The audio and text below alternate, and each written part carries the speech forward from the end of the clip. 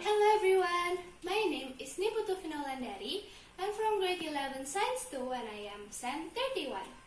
In this video, I would like to tell you guys a story about the legend of Prambanan Temple.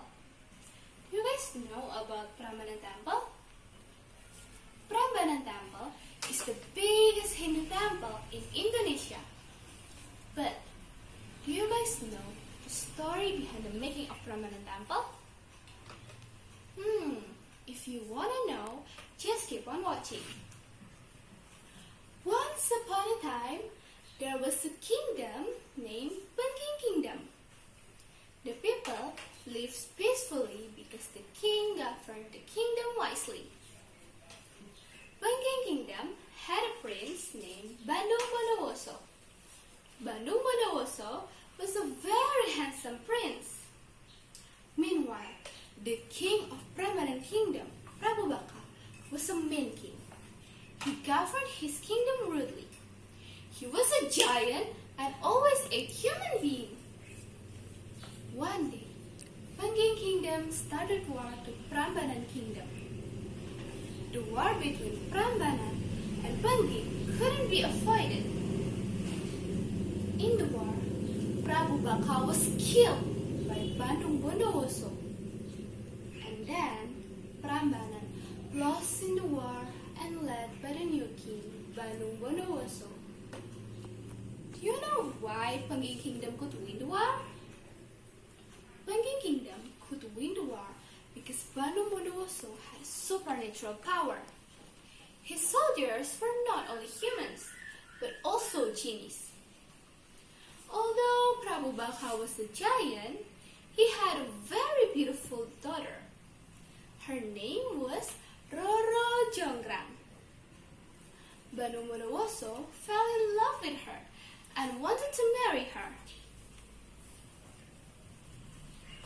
Oh, Roro Jonggrang, you are so beautiful. I want you to be my queen. Will you marry me, Roro Jonggrang?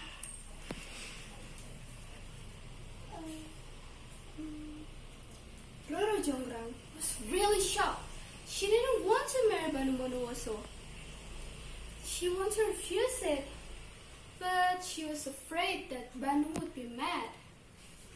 But then she got a brilliant idea.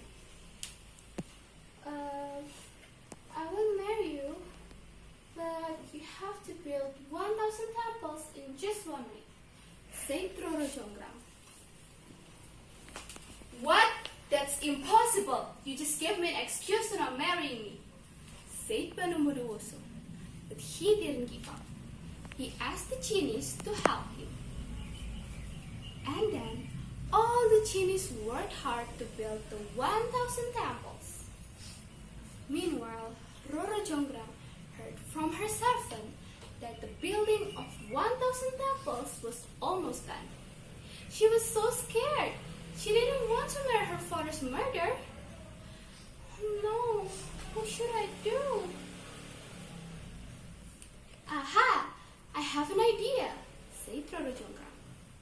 And then she asked all of her servants to help her.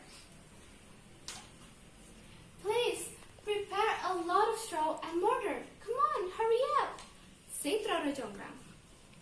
All of her servants were really confused. They didn't know why Roro Jonggrang asked them to prepare a lot of straw and mortars in the middle of the night. Listen, all the genies were working on the 1,000 temples, right? We have to stop them by burning the straw and make some noise by pounding the mortars. The genies will think that the sun is going to rise and they will run away. Genies are afraid of sunlight, said Roro Jonggrang. And it worked. All the genies thought that the sun was going to rise and they would run away. They didn't know that the light was from the fire that burned in the straw, and the noise from pounding the mortar was like the start of the new day. In the next morning, Roro Jonggrang tried to see how many number the temples were, and she began to count. 1, 2, 3, 4, 5, she kept counting until 997, 998, 999. What? Hey, this is 999 temples. So it means you can't marry me, Banu Bondowoso, said Roro Jonggrang with happy face. She was really happy because her trick was success, but not with Banu Bondowoso. He was very angry. He knew that Roro Jonggrang just tricked him. You cannot fool me, Roro Jonggrang. I knew you just tricked me.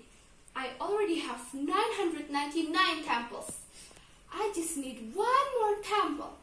And now you will be the 1,000th temple, Roro Jonggrang, said Banu Bondowoso.